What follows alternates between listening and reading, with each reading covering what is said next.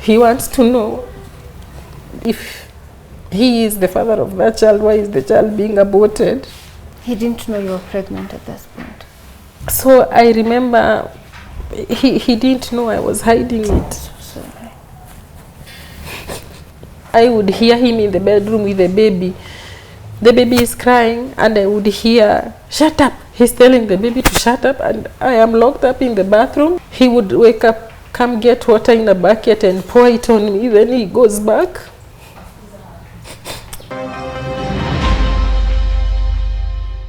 Picture this, a young girl is leaving school for home to have lunch, but then she spots a man who follows her all the way to her home.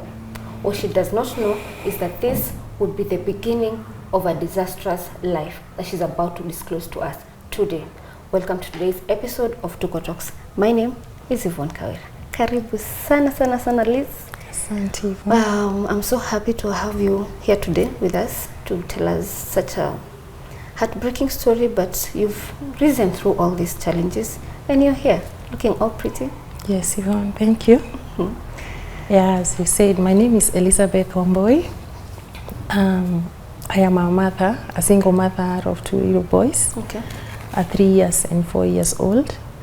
I am a teacher by profession, even though I am not teaching anywhere after hiccups of life here and there.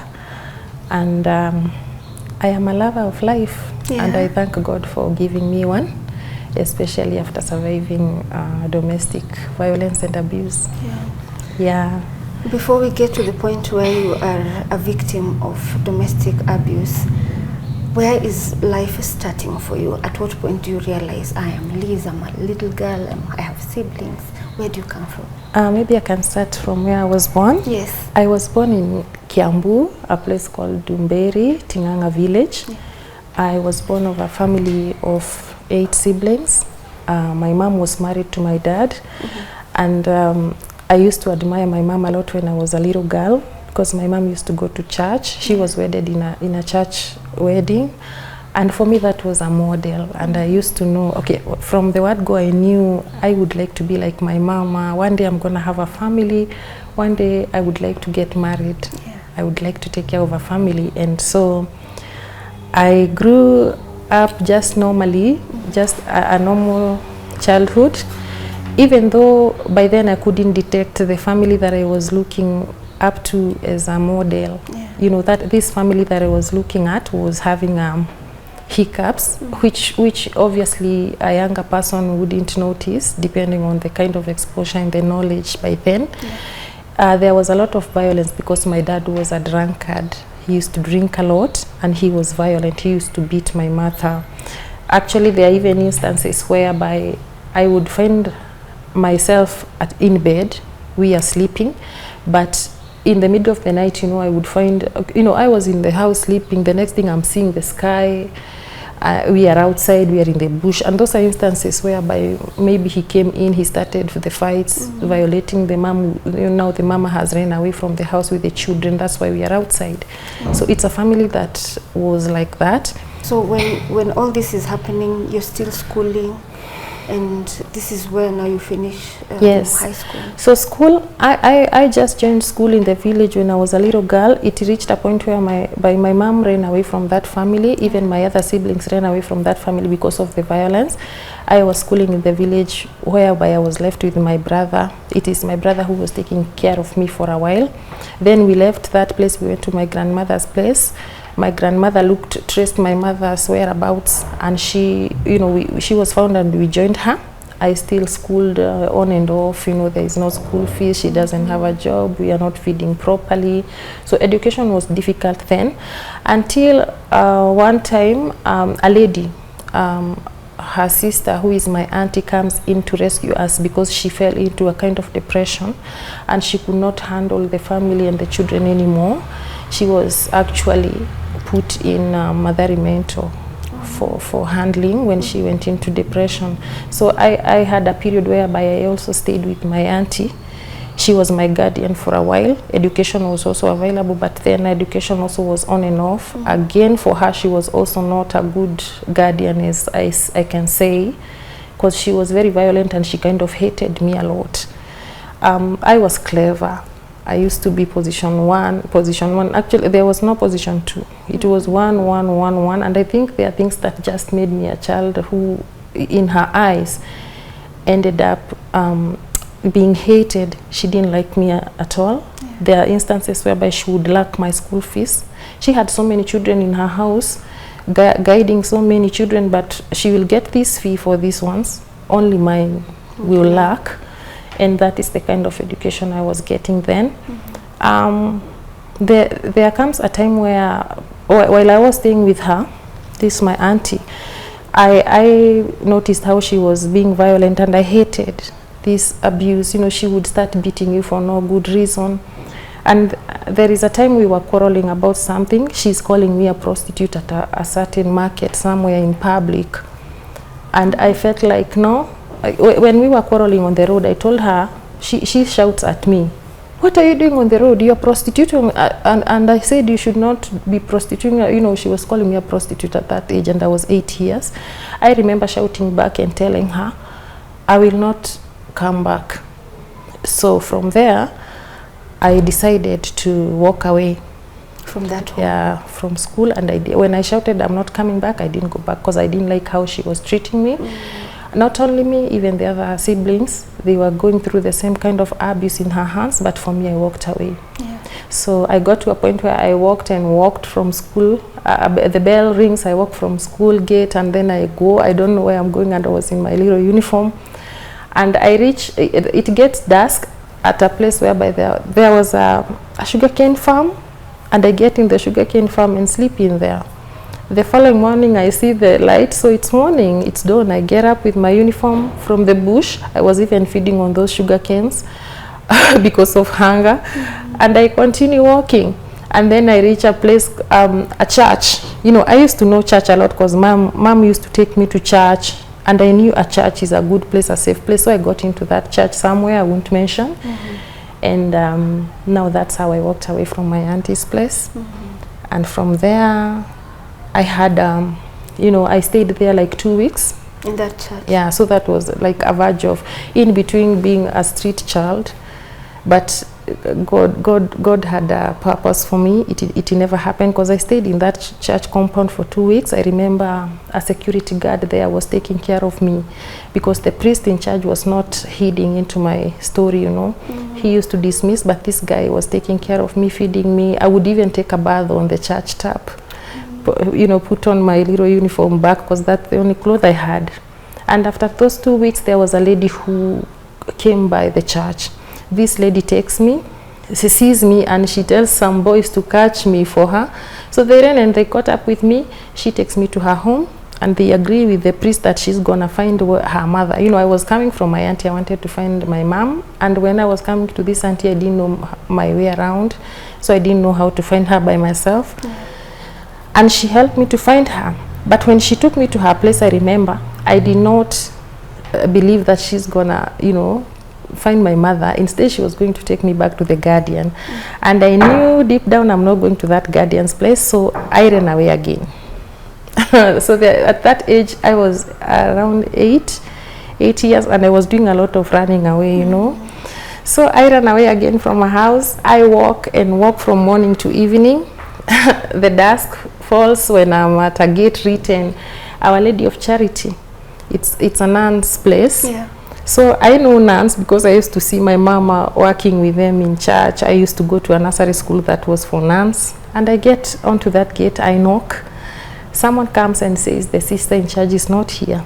I want to see the sister in charge, she's not here. And then I just sleep there at the gate. So at 9, someone else come in for duty. You know, the shift changes. Yeah. She finds me there. And, you know, he's like, what are you doing here at this hour? It was late. Yeah. I told him I came to see the sister in church, but she was not in. I'm just waiting for her. Then he goes in, and then they call me. I find a group of nuns in a room. I didn't even know which one is the in charge. So they received me, and they were wondering, what is this little girl doing here? All the, you know, the persistence. Yes. I stayed there, and I was even sleeping at the gate, but actually I had nowhere to go. That is the only place now. And these nuns look at me. I tell them, I came here because I know nuns take children to school, and I know you are going to take me to school. They looked at each other and they smiled. That is how now I got out of this life of my childhood outside, and then the nuns now take me up as one of their daughter. I got my education from there until the university level, Catholic University. This is the Catholic University where you were going? Yes, Catholic University, Choir at Karen, the ones who know it. Yes. And this is where you meet this man? Now this is where I meet this man. My husband, my ex-husband, the father of my children. So I was at the school gate, just lunch hour. After I finished my classes, I had my backpack with my laptop. I'm going home for lunch, to the hostel for lunch. And then a vehicle comes. This vehicle has 4 people in, and there is one of them at the back who smiles at me when he sees me standing at the gate. I was waiting for the bus. When he smiles, I smile back. Then the vehicle goes in, the vehicle parks, and the 3 go in. This one who smiled at me comes back outside. He says, "Hi, I like you, you're so beautiful. Please give me your number. What's your name?" You know, and I'm like, okay. I didn't even say my name or anything. I said hi. Then, because for me now, I was shocked that he didn't go where he was going. He has come back, and I was not expecting, you know, that kind of a thing, like coming back, you know. I didn't even give the number. The bus comes, the city hopper. I used to stay somewhere in Karen. I had my hostel now. From school, I have to board. I boarded the bus. Surprisingly, he boards with me. He follows you? Yes. So after some days, I start seeing this man. I come out of hostel. I find him at the hostel gate. When I come from my classes, I find him at the school gate. On and off for 6 months. We are not talking, but he's just, "Hi, I told you, please, I want your number. I like you. Please give me your number." That's the only conversation he would hold, but for me, I was ignoring him. Sometimes we would talk.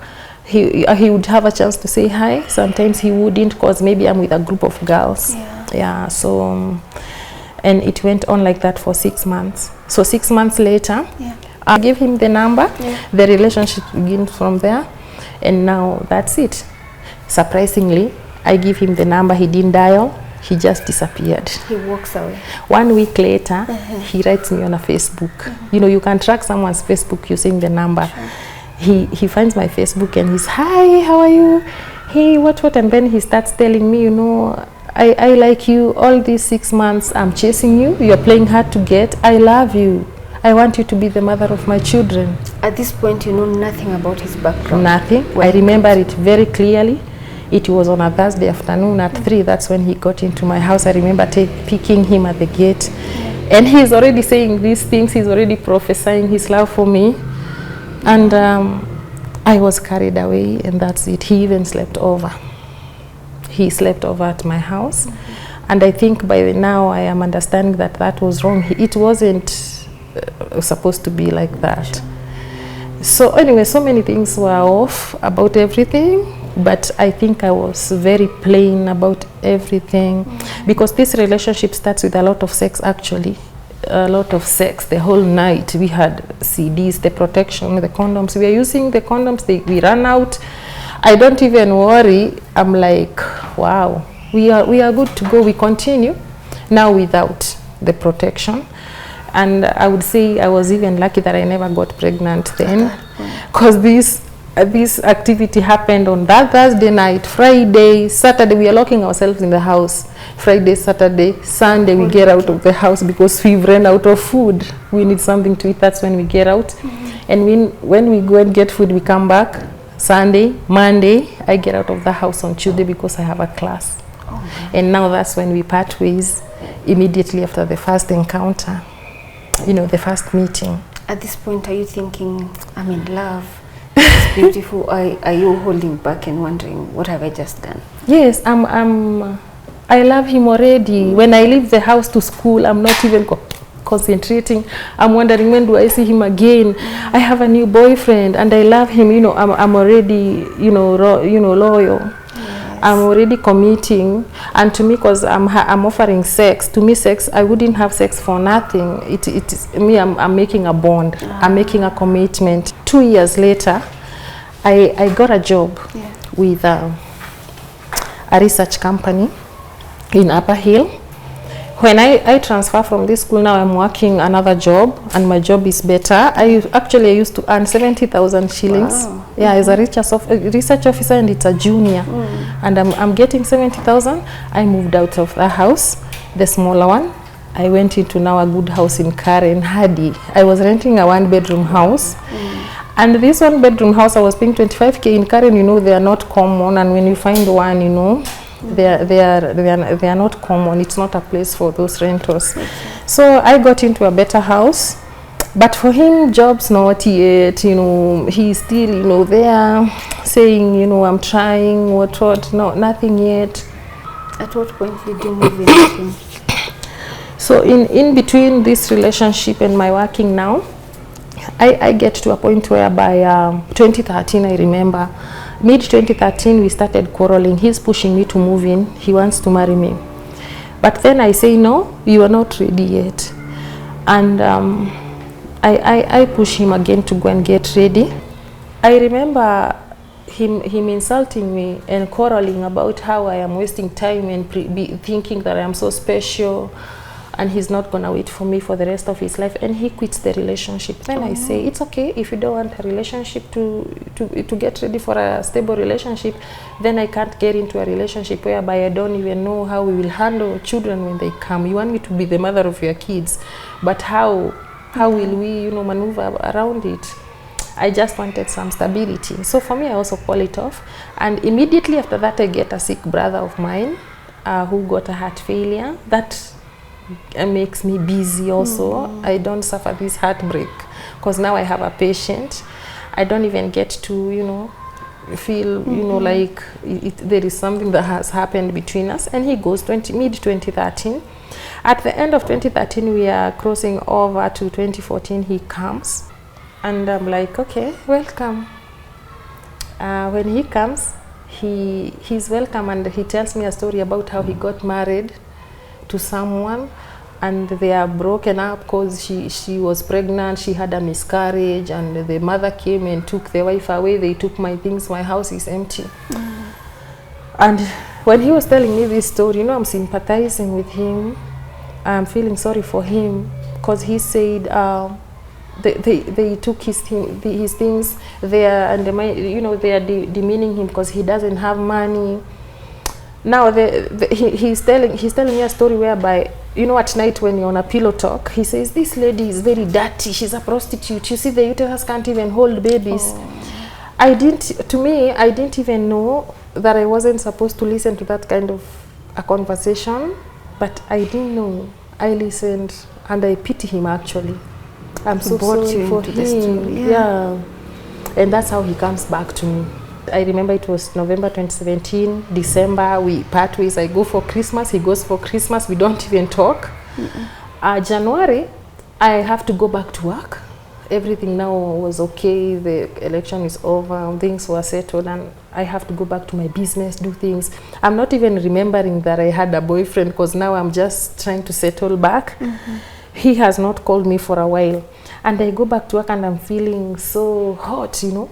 I'm feeling so tired. There are things I'm just feeling, these things that women will feel when you're newly pregnant.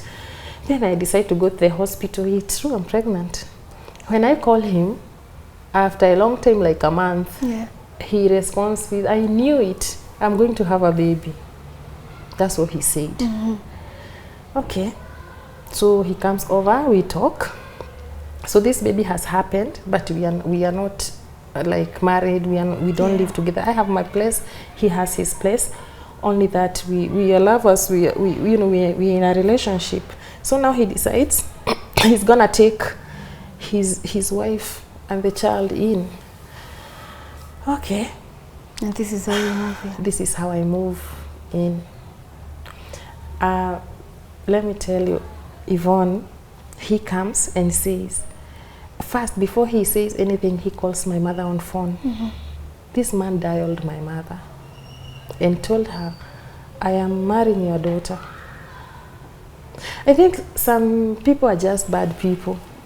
He had never met my parents. He had never met my mother, and he dialed that phone. He dialed the phone. He dialed that number and From your phone or his phone? I gave him the number. I didn't even imagine he was going to tell my mom about marrying me on phone. Okay, for me, I was expecting maybe an invite, sure, or something, but he just announced the marriage on phone. On phone. How did your mom react to this? Shock. Yeah, but by the time my mom is now trying to ask me what's going on, what are you doing, he has already come and said, my wife is not going to my house. You know, a wife is not supposed to go to a man's house with anything, any possessions. Yvonne, I sold my possessions. Everything. TV, you want cheap sales? I did cheap sales. You want a bed? You want a blanket? Do you want sufurias? I did cheap sales because I can't go with those things to my husband's place. And the ones that don't get a client, my friends come, my friend comes, she takes curtains, they didn't get a carpet, didn't get somebody, you know, I'm going and I can't go with those things. So this man takes me in an Uber, I have my suitcase and my babe and my baby in the womb. That's how I go to the bed sitter. From Hadi Karen, I come from my 1-bedroom house, I go to his 7K bed sitter. I am going to my husband. How is this marriage?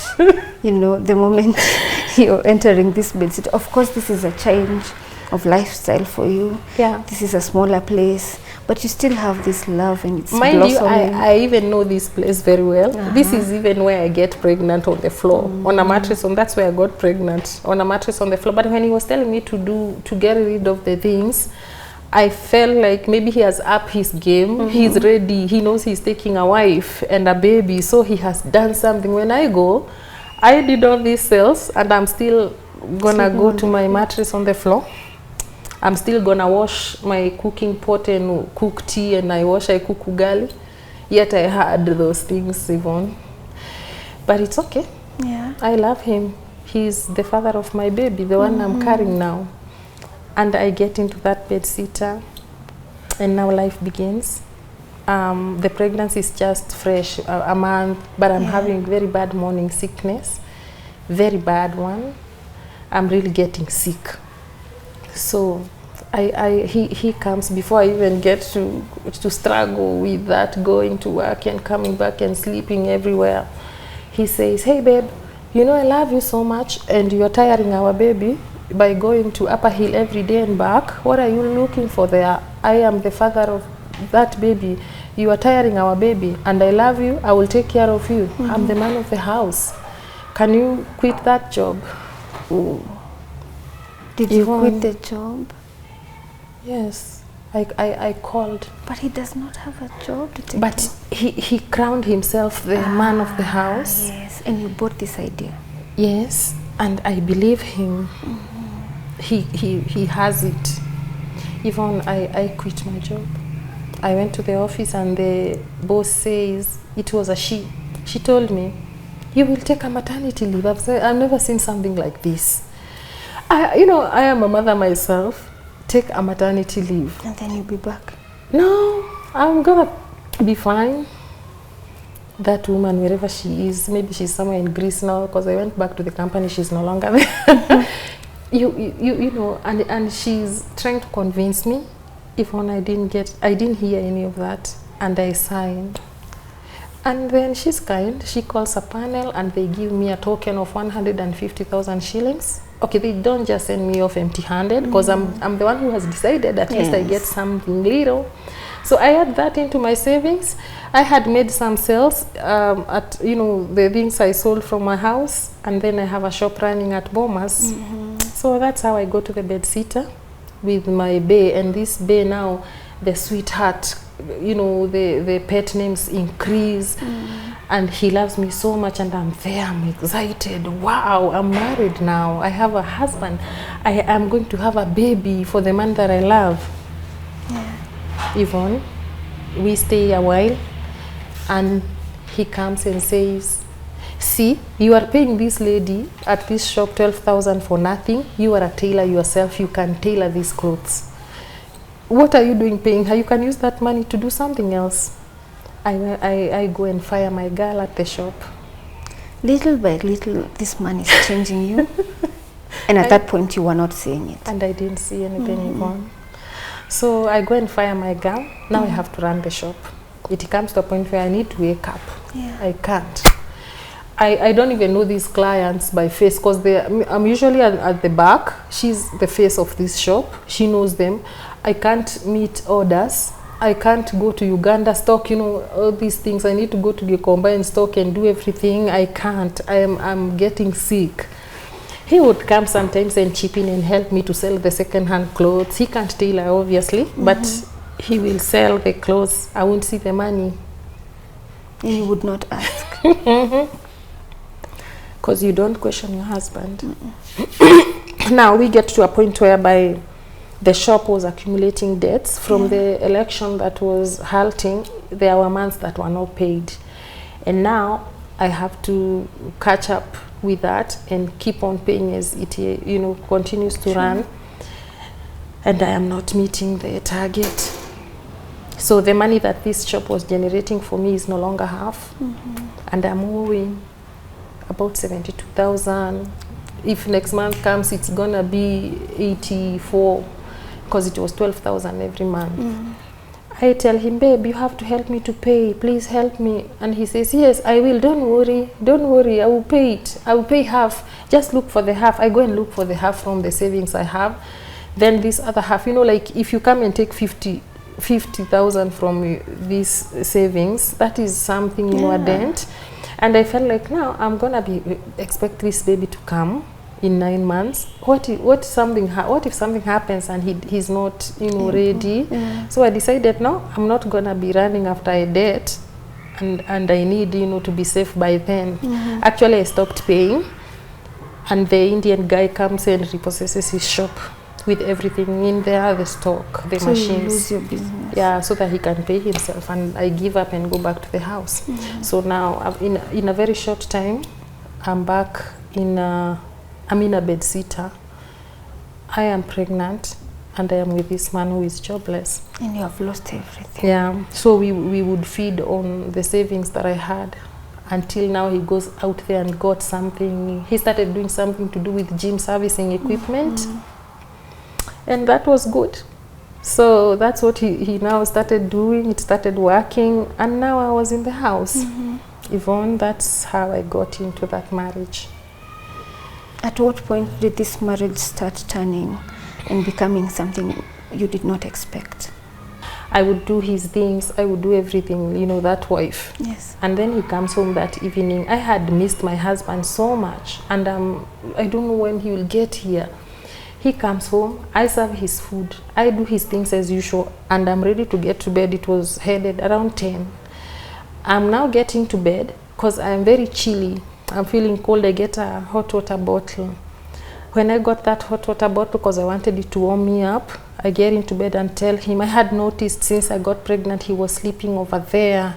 He no longer sleeps here. You know, when you're used to cuddling every night, you're used to being, he's always here. I noticed that he's no longer here now. He sleeps on that corner. And I tell him, hey, please, my husband, please cuddle me, we sleep. When I say that, he turns around and puts his hand across. He fills that bottle, the hot water bottle that I had. And then I heard he snapped. What is this? You want to burn me? You want to kill me? I am going to kill you before you kill me. He started, you know, quarreling. He's hitting me. He even got out of bed. You know, remember we're in a bed sitter. It's a bed, the cooking pots over there. And he got out of that bed. He pushed me, and he's stepping on me, kicking. You're pregnant. And I'm 3 months pregnant, Yvonne. 7 years. I had not seen that side of him. I have never. If someone could tell me that he can shout, if he would tell me that he can crease his face, I wouldn't believe him. For 7 years, I never saw him like that. And that's how it started. He beat me up, and he was claiming how I am playing tricks of burning him. I'm planning on how to kill him. And I was wondering, how do I plan to kill you with hot water pad.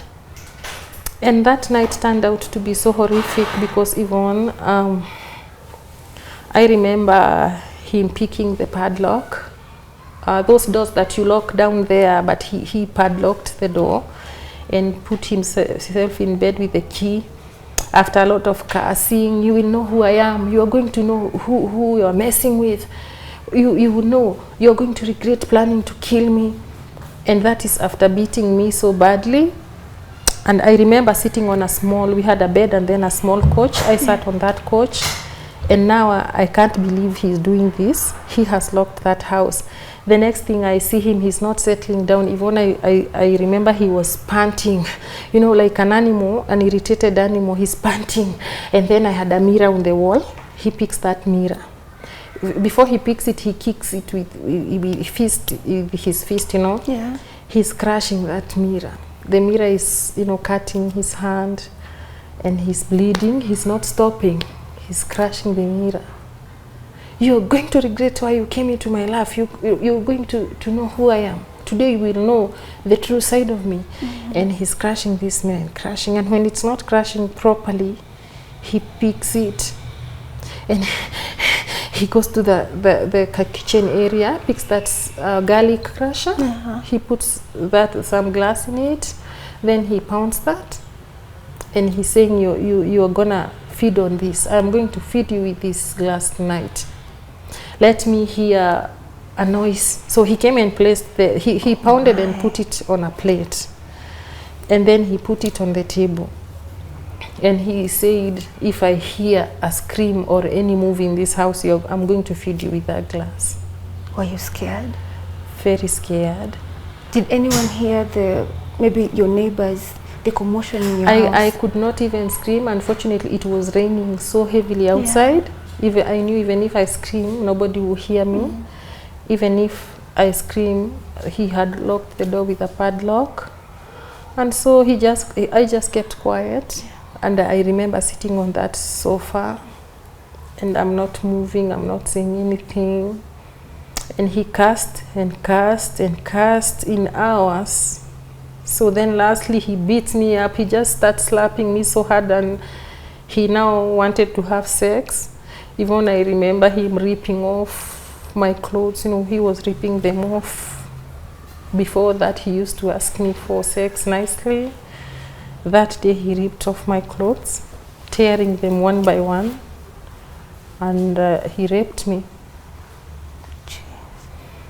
I was calm, thinking when he's done, he's gonna be okay.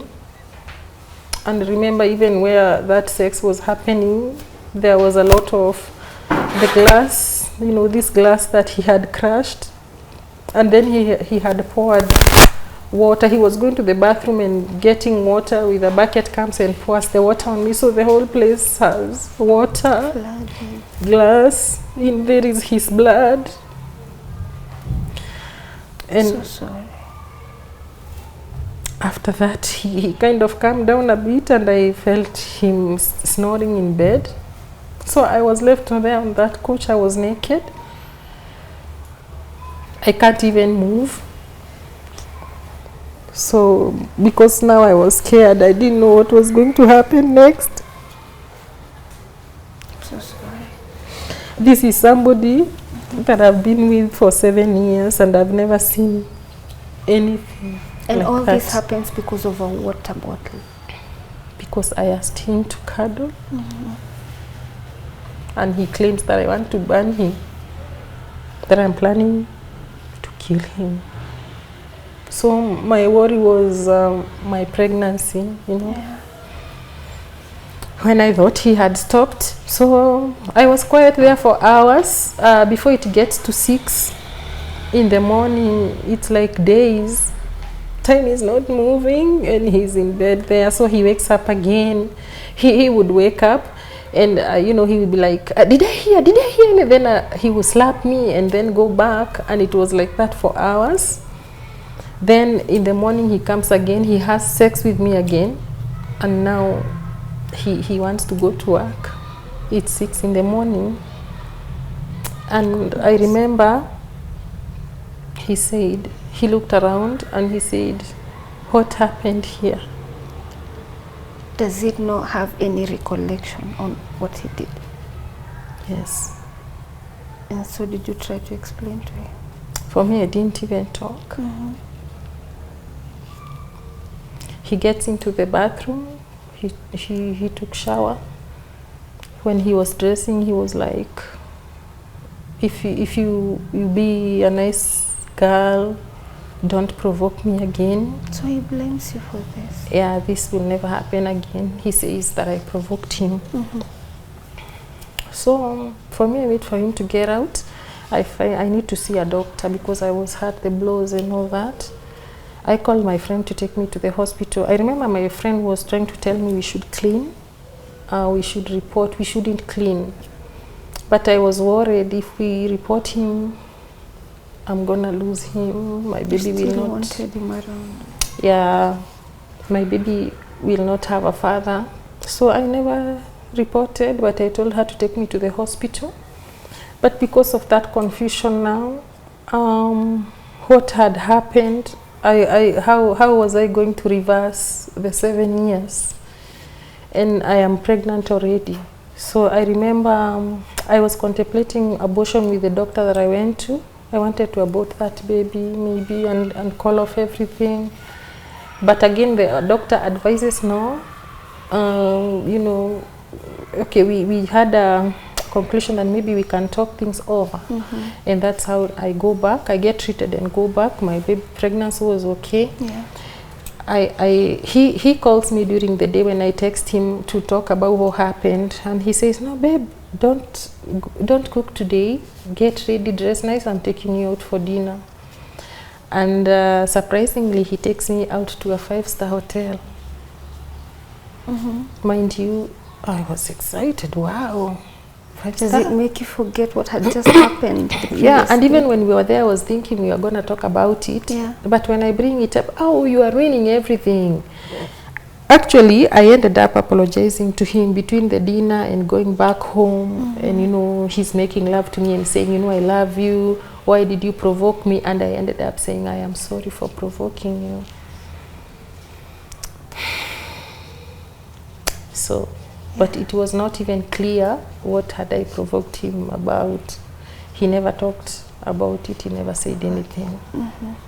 Moving forward, did you ever get clarity on what, you know, you shouldn't or you should do in such a marriage to avoid maybe ever provoking? Or were there other incidents of him doing this? No, so there were so many other incidences after that. Yeah.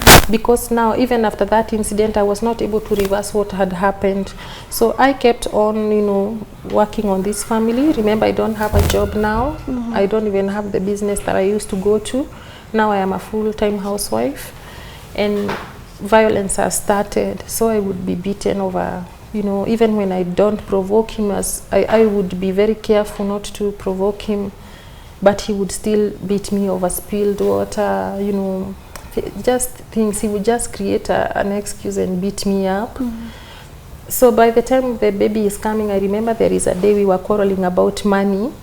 We wanted to paint the room as a nursery to receive the baby. I was 8 months pregnant. Mm-hmm. And I asked him about the painting. He says he doesn't have money. And we agreed, okay, I'll pay for painting. You know, when he's a bachelor, there are writings on the wall and things like that. So we are receiving a baby. So I gave him the money. He asked for 40,000 to paint the bed sitter. When I gave him the 40,000, he took a friend with him, brought the paint. And I remember we were even quarreling over the choice of colors. We make an agreement that let it be blue, light blue and white. He goes and brings green. But then I keep quiet. By the time they were painting like one wall, he comes back and says he needs to add more paint for the room, what. And then I say, no, you have to paint first. We see where the paint will go up to. Yeah. And that becomes a quarrel. And I remember him suffocating me with a pillow, that I should give him the money, as he says, or I would die. And I was 8 months pregnant. I remember him pressing me down on a pillow and my legs were kicking. Jeez. So when I saw the seriousness of what he's doing, I just gave him the phone that we were fighting for. He had my numbers, like my PIN number for M-Pesa. The PIN number that he wanted was the one for the bank. So you can transfer from a bank to mobile. So I just gave in and gave him the number. I had, since I came in, 8 months down the line of this pregnancy, I'm remaining with 50,000 shillings or 52 or something like that. He withdraws the 50. Oh no. So I am zero. And he claims it's for the preparations. So for me, I was expecting maybe there'll be a coat, baby clothes or something. Even though I had some clothes before, I had just collected a few. And then he goes, there is no money. He does not even finish painting this house. So the night like I was expecting labor tomorrow, that labor comes at night when I'm sleeping instead of that tomorrow. When she calls him, he shows up at 5 in the morning with an Uber. I remember now that's labor, I'm going to get a baby. Instead of taking me to hospital, he remains. My friend is the one who went with me. I never saw anything alarming. I didn't understand, but I just excused it, you know. But it was wrong because he was available. He was supposed to be the one going with me to the hospital, but he didn't. So I went and got the baby, okay. After getting my baby, I came back home. So from there, I remember we were fighting over things. He would go and chat. He took my phone. After now, I've been brought home with a baby that is like 2 months or 3 months. He asked me for the phone. There is something I'm doing on work. Give me your phone. It has a better camera. It has, I don't know, better space. Then he takes my phone.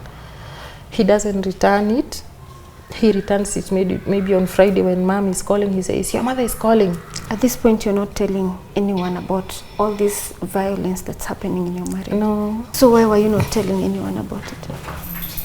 First of all, I am feeling ashamed.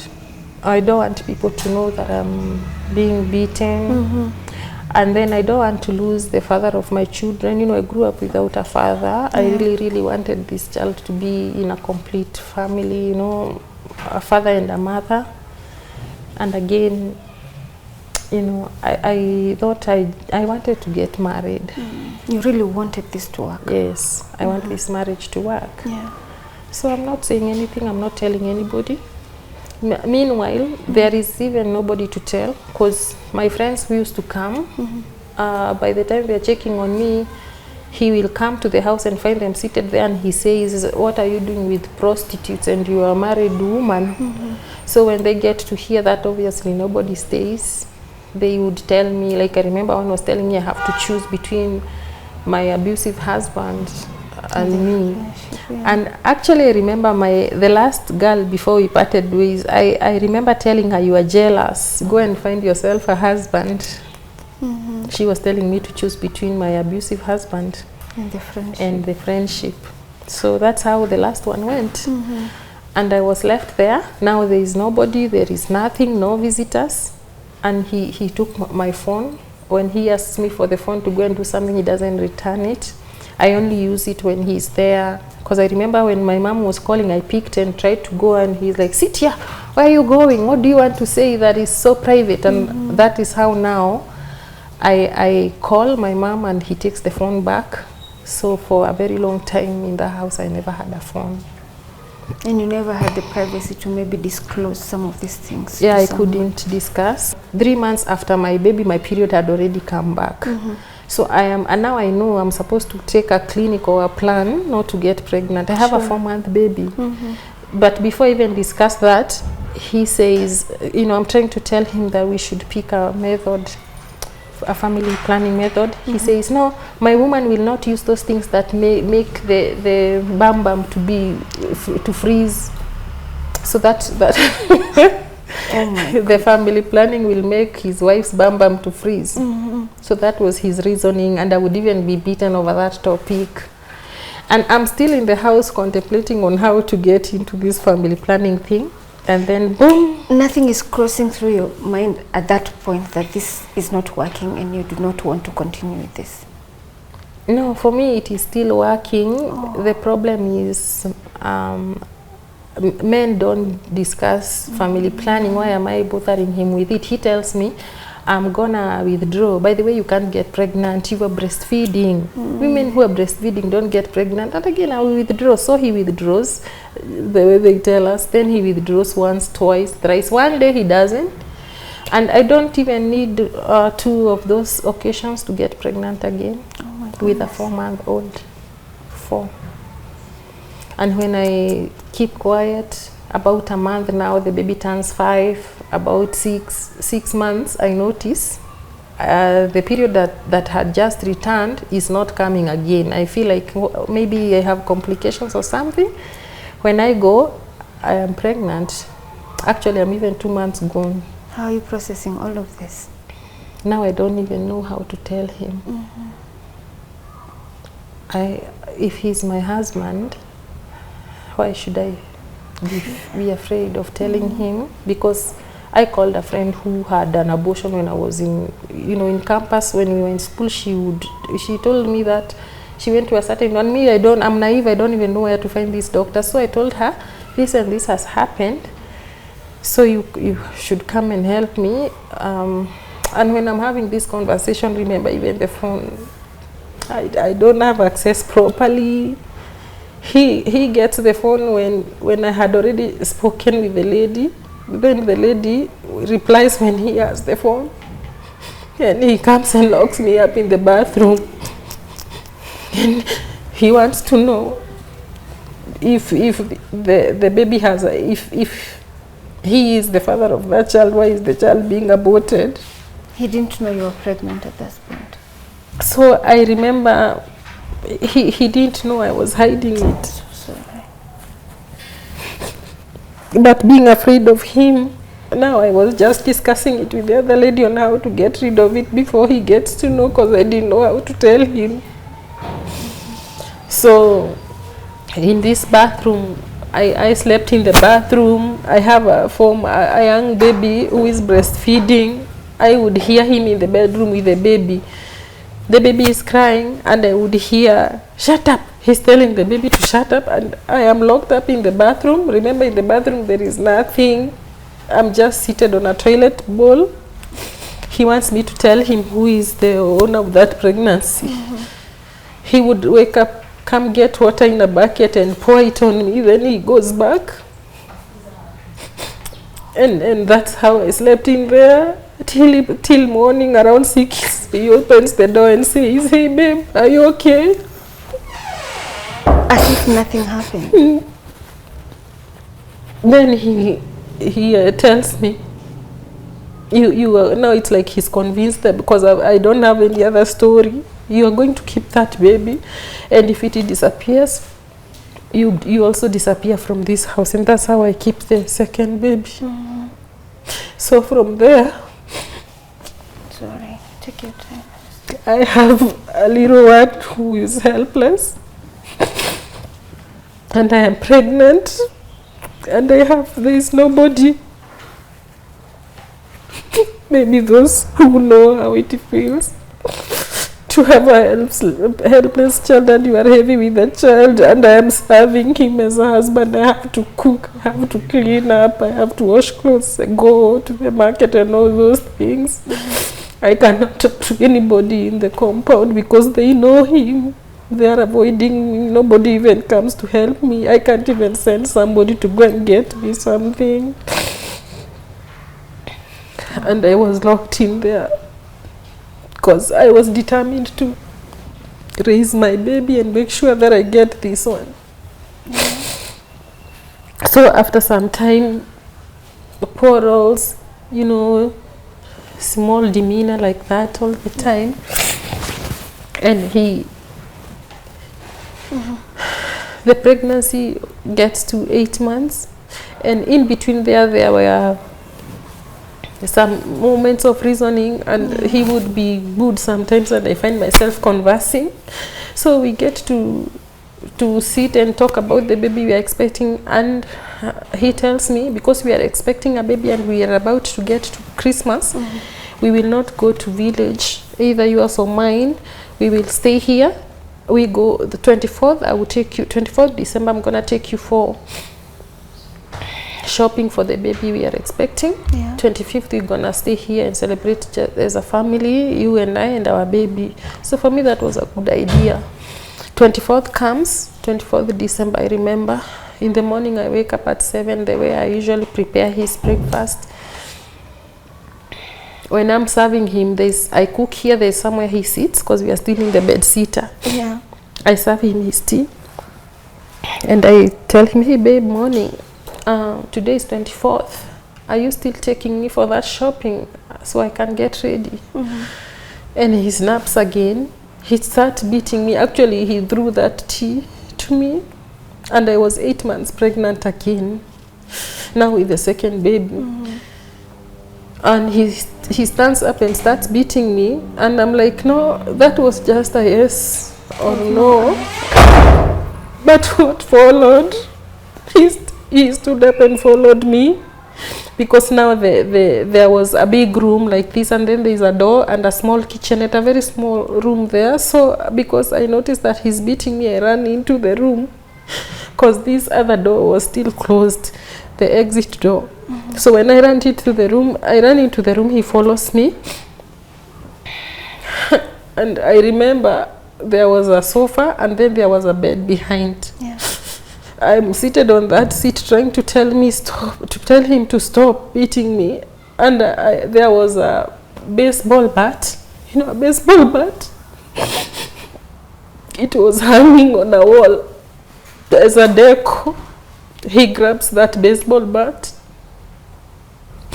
And when I saw that, I step on the sofa and jump onto the bed where the other baby was sleeping. He steps on that seat and follows me. I remember I got to the headboard. I have nowhere else to run to. He grabbed me.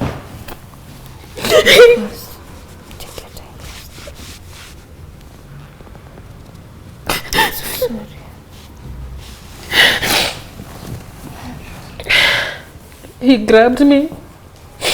I remember I was lying on my back and I was 8 months pregnant and he put his foot here. He was stepping on my face. He was assaulting me with that bat from anywhere, any angle. At that time I remember going off. You know the way you faint? You lose your consciousness. Yes. Before that, I was seeing my other baby. Because of the commotion, he was coming over and he was grabbing the baby and throwing it away. The baby would come over again and then he would throw it away again. Then I faint. After a second or a minute, you usually come back. So I get back and I realized that he had left me. So when I noticed that he had left me, he was still pacing in the room, and when he was in this state of violence, he used to pant.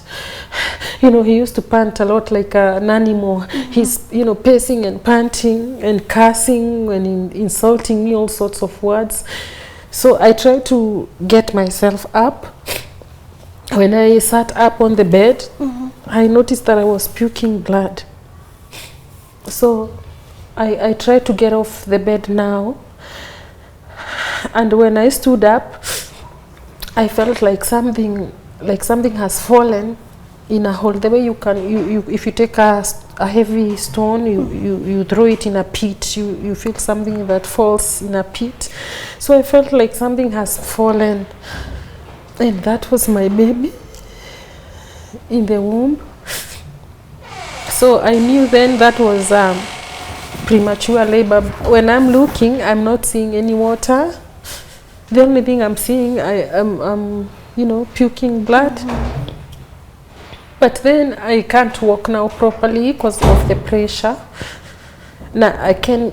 The only thing now that was ringing on my mind, my baby was somewhere in a corner after, you know, all that, quiet somewhere in a corner. Now the only thing now I'm asking for is how I can get my way out there. So he would come back and slap me, still in that position on the bed, and then he would go and continue and continue. Then he grabs both the phones. I saw him pick the phones and then he opened the door and get out. So I crawled. I started screaming from the bedroom and I crawled to the door. So now he's going downstairs because we were upstairs. So there's a neighbor who had heard the commotion. I got to the door and saw her. I saw her up there. I saw her up there and I told her he took the phone, asked him to give me the phone. Now that he was trying to jeopardize that I don't get to call anybody. So the lady screamed. And then when he noticed that people were getting the alarm, he removes the SIM card and throws the phone back into the compound. He's outside the gate now and he walked away. Now when the lady gets the phone, there is no SIM card, so still we can't call anybody. So I tried to tell her the only way, because I don't even have the numbers offhand. The only way, actually the only number that I had offhand was his number. He had 3 phone numbers. That's the only one I know. So she told me, I can't take you to hospital now because I don't have finances, but I can help you. She went and told her house girl, because she was going to work, her house girl to come and take me to my mother's place. So she gave her the money. She carried the other baby and the bag. And for me, you know, I can't even walk properly. So the lady takes me to my mother's place in Ruiru, and that's how I get to my mother in that condition. Do you go to the hospital at this point when you go to your mom's house? Yes, after now I get there, mom takes me to hospital. At the hospital, they are checking the scan and it's saying the baby head down. Nobody is noticing the baby was captured on my pelvic bones. The baby was captured here. It's the bones open and then the head gets in there. So the scan wouldn't say that, but it's showing the position. So they tell me, you go home. The baby will either labor, move by itself if it's time, or it will turn, it will play and turn. But the baby was okay at that point? Yeah. The heartbeat and all? Yeah. Okay. So it's like during this commotion, the baby was running away and it gets to get stuck. But nobody noticed that it was in December 24th. I stayed at my mother's place for 2 weeks. Yvonne, I was walking like that. I would even sit on a seat, I feel something hard. That was my baby's head. For 2 weeks, he comes and tells my mother it was the work of the devil. It won't repeat itself again. You know, we were prepared to receive the baby. You know, I have to take her to the hospital. And for me, my mother just agreed and he took me. Did you tell your mom all these incidents of violence had happened to you? Yeah. And she allowed you to go back? Yes, I even remember a sister of mine who was home. She's the one who now carried the baby and the bags again, because still I can't walk properly, and took me back. Now, and that's how I go back. In January, we cross over the year, and I'm expecting this baby. It was supposed to come around end January, but it doesn't come. I wait for that, just walking like that, a whole month, in the whole of January, no labor. When I go to hospital, they are still seeing the baby head down. So they told me, you go home. If the labor does not come by, they usually pass some weeks. They said if that labor does not come by this date, you come, we're gonna remove the baby. So it's when now the labor doesn't come that I am booked in for a surgery now to just remove. And that day when he's supposed to take me back, he's at work. You wait there. Wait, I'm coming. Wait, I'm coming. And he comes at 5. So that's when he takes me. So they book me in the last surgery for tomorrow. They get the last one. When they're checking out the day shift, they pick the last patient for tomorrow's surgeries. So even tomorrow they prepare you. Mine comes last the following day in the evening. When they're removing this baby, I had these 3 doctors, one here, and another at the back. I'm shaking on the table so much. I'm wondering what's going on. And they're not telling me. So I was disturbed and I pulled those clothes that they put to cover you here. But still they can't allow you to see anyway. The baby comes out after a long struggle. They were really working, and I didn't know what is this that they are working like this. They are, it's the baby's head that was stuck. Dislodge. Yeah. They were trying to dislodge it from the bones. So my baby comes out, it cries, but they don't want to show me. They're hiding it. The baby had an injury, like a crack here, and then there was, the baby's head was, number 8. Like, the number 8, Yeah. because of the bones here and here. But physiotherapy now, after they confirmed the brain of the baby, the brain was okay. Yes. That was the major worry. So the injury, the head was like, it had an edge, it like bones, edge. There was an edge, like a crack. When you press something and then it pops a bit too.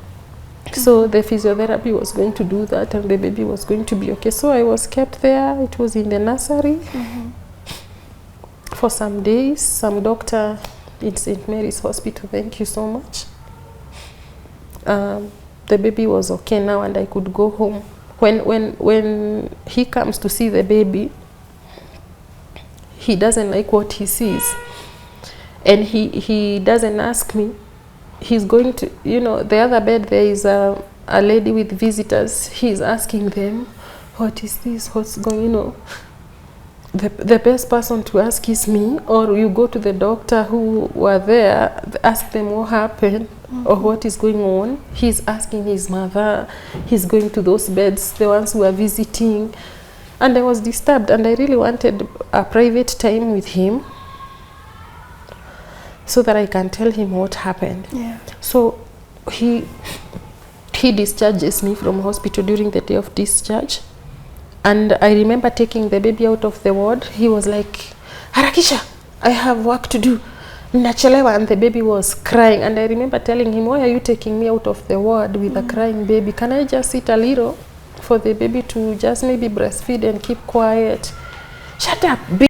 He was calling me a bitch in the corridors of the hospital.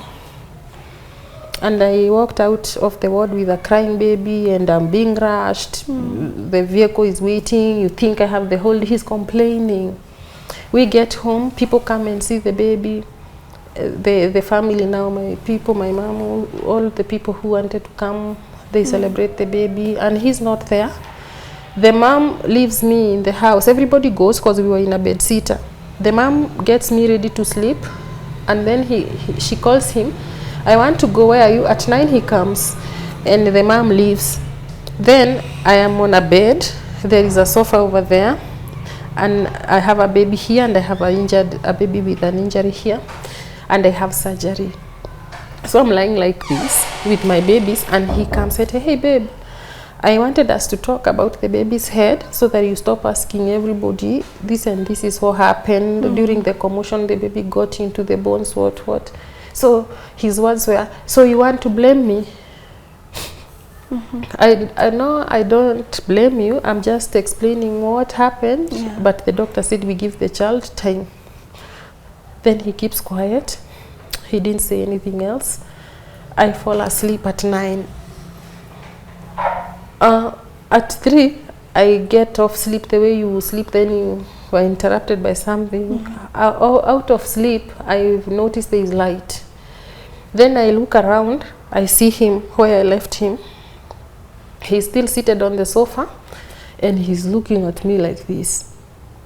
Are you scared at Yvonne, that point? you would expect that he may be like this on phone, or you would find him stretched over, or he may be, and snoring. Just something, but not like this. It scared me, with his eyes wide open. So I'm like, hey babe, you're not sleeping today? His words were, I am going to take a rope and hang you. Na ni hang nyote watatu. What did he just say? Are you threatening me with death? It's not a threat. It's only that I don't have a rope here. Then he stands up, goes into that small kitchenette, closes the door, and the seat was kind of a leather seat. So he would be sitting there. I'm feeling his movements, the seat making noise, and I'm like, that is the rope. Maybe he's getting the rope. So you're scared. Even at that time, I have a surgery wound. Those women who get this surgery, you know, you can't even laugh, you can't cry, you don't even eat, you know, food before some time elapses. And that is what he says. And I have a baby, a helpless baby here. I have a sick baby here, a newborn. Yvonne, I deserved every beautiful word that is available on this earth. And that is what he says.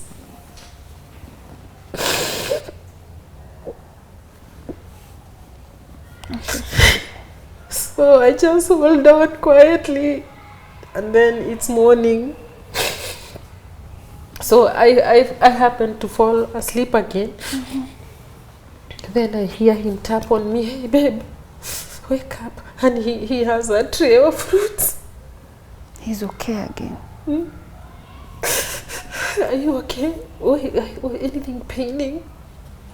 And given what he said to me at night, now I don't even understand him anymore. I have hot, cold, cold, hot, cold. What kind of confusion is that? Like, I don't even know who is he.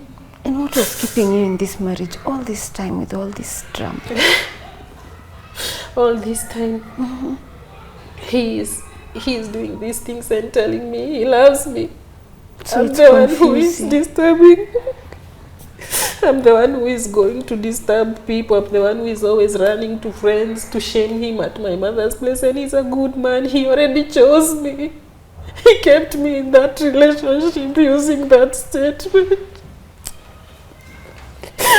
I already chose you. Then he would do something else, and then he will come and say, look around. I already chose you. So every time there would be an outburst, there would be a complete turnaround from him. Yeah, he would take me out. He would take me out. Where there are people, he would be holding my hand, you know, this is my beautiful wife. This is my adorable family. What is it, because right now you're not in that marriage anymore, what was it that he did that was the final blow for you, that you had had enough? 16th February, he wakes up at 5 to go to work. I tell him, hey babe, it was very quiet. Hey babe, morning. I hope you have calmed down. Those were my exact words. Yeah. What is going on? Because you are exposing children to violence. I want us to talk, whatever it is, we can talk. I didn't even go further with that. I had, I cannot come to this house and find peace. And he stood up and said, today is the day. Today is the day you are going to get out of my life. He started cursing, you came into my life. Kimwanamke, you came into my life to ruin my life. I am going to kill you today. And he you know, he's kicking and, you know, blows and slaps. Then I noticed he started, you know, he holding by his hand, my neck here. He's holding my throat. Yvonne, I remember him pressing on my throat with his hand. I could feel his fingers like they were touching each other. He's strangling me. And he's swearing on how he's going to get rid of me. And today is the day I get rid of you. I will kill you and kill those children. And that panting things, you know, started again. Even it was very early in the morning. My babies are sleeping in the next room. And he's doing this. Now, the only way I had is to fight his, you know, this hand off. This man is big, you know, these tall ones. And, you know, those gym ones, very tall. I was talking about tall, dark, and handsome. And he's holding my neck and pressing on it. So I'm fighting with his hand. Even about 35 minutes, I'm fighting his hand off. I am crying to him, it's me, what have I done? Just stop it. And he wouldn't hear of that. When I am crying to him, I look at his face and there is these red eyes. it turned into a very, something ugly. He looked so bad.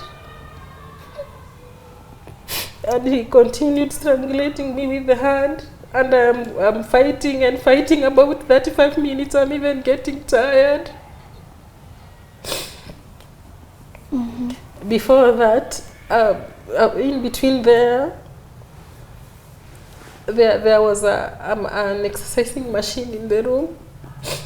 The exercising machine was purchased for me to cut out, he wanted me to look good, so there was a machine there. By the time we are fighting this hand that is strangling me, instead of stopping, I saw him turn around, look around in the room, and he picked a metal bar, a handlebar from that machine. Pulling the handlebar, it has a lid from one side, so he puts back the lid. I thought, because I'm still standing there and the room is locked and he has the key. I remember I was even screaming when we woke up about 45 minutes ago. And he put back the handlebar. I thought he was going to beat me with that metal bar. And I'm like, no, don't beat me with that metal, don't beat me. So he wasn't going to beat me with this metal bar. All of a sudden, he tossed me around and he put it here. Now he's behind me and he's strangling me with that metal. He strangled me with that metal. He pressed on, Yvonne. He pressed on. He pressed on. I felt my breath cutting out.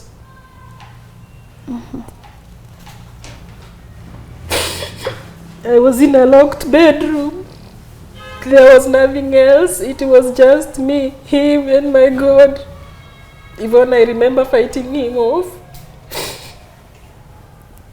I'm so sorry. I remember fighting him off. The moment I managed to get it off here, I screamed. I screamed so hard. When all this is happening, my babies are in the other room. So when I screamed, and there was already noise outside because people had already heard the commotion. Yeah. So he opens the door. I'm still screaming, and when he opens, he opens and maneuvers around the crowd of people, and that is how he got away. And he goes. So until today, you've never seen him. Today, you're here sharing your story. Are you not afraid that he will find you now that you're exposing him and make your life much worse than he already did? Why are you sharing this story today?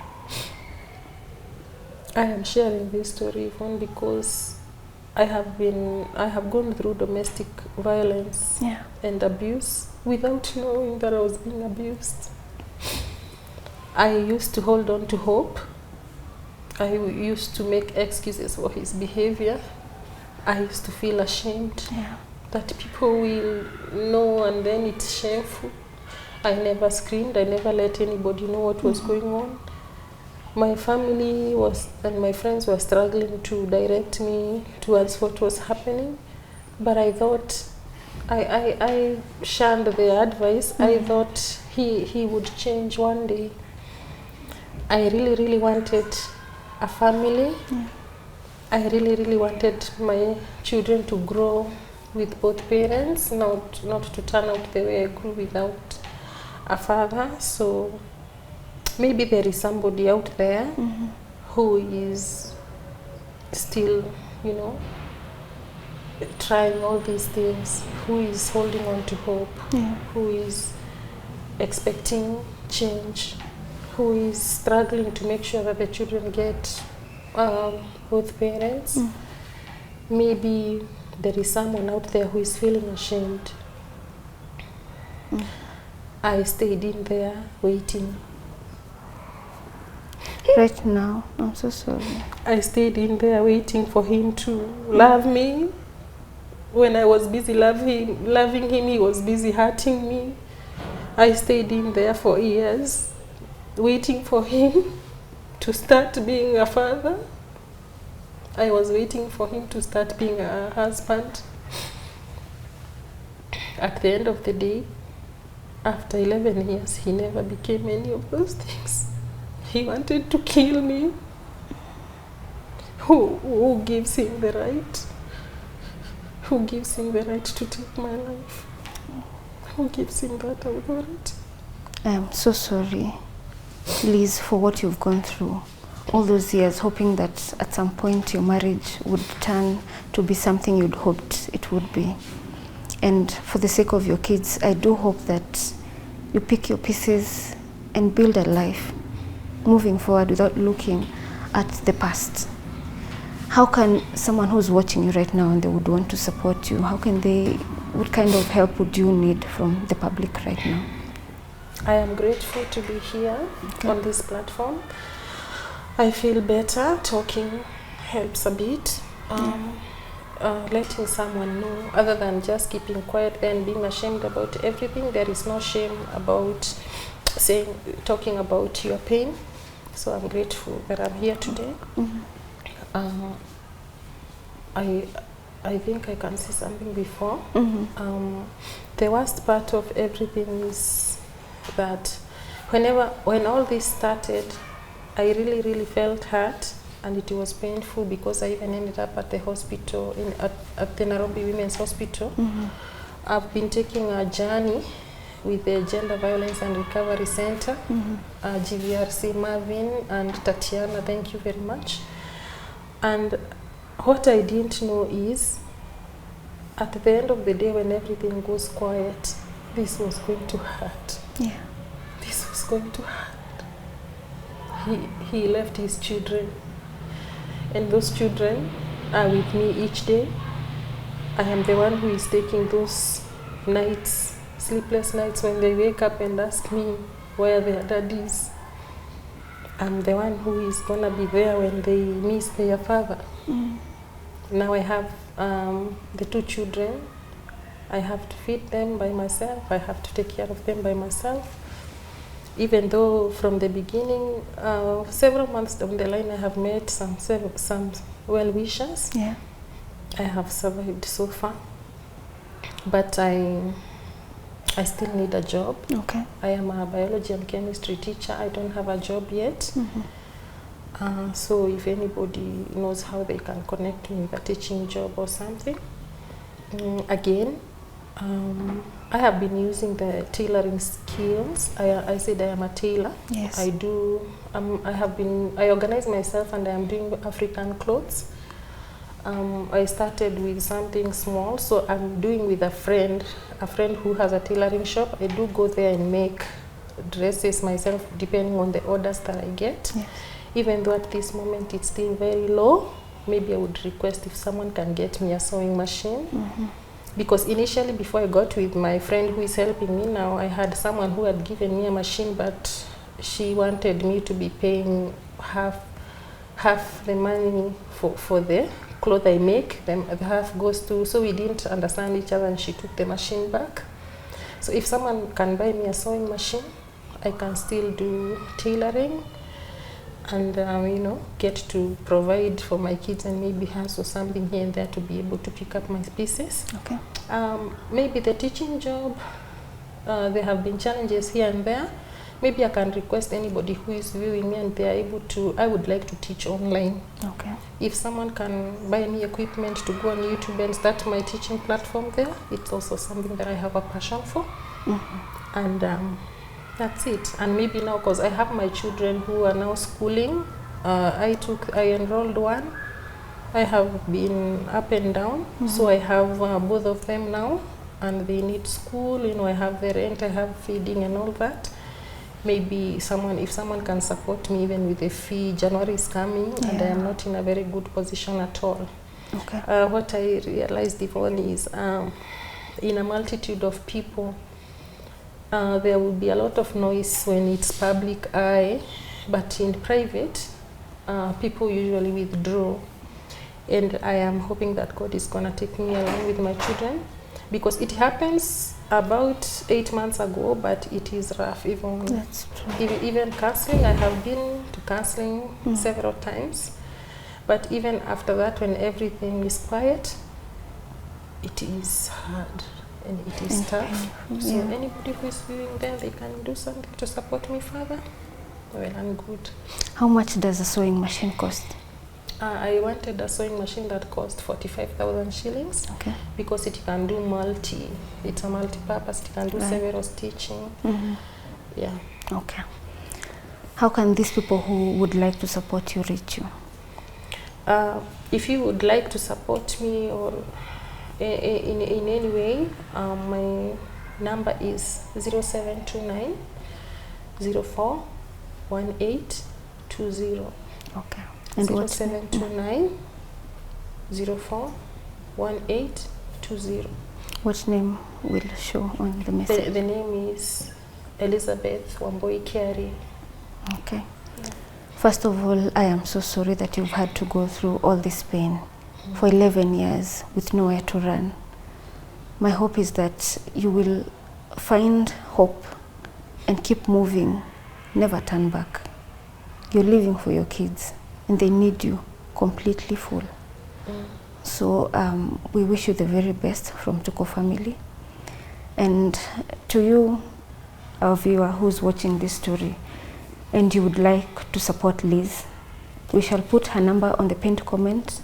We do hope that you can reach out to her, comfort her, support her, whether financially, spiritually, or with a word of an advice. Please reach out to her and help her get her life back together. Once again, thank you so much for staying with us till the end of the show. My name is Yvonne Kawira. Until next time, keep it Tuko.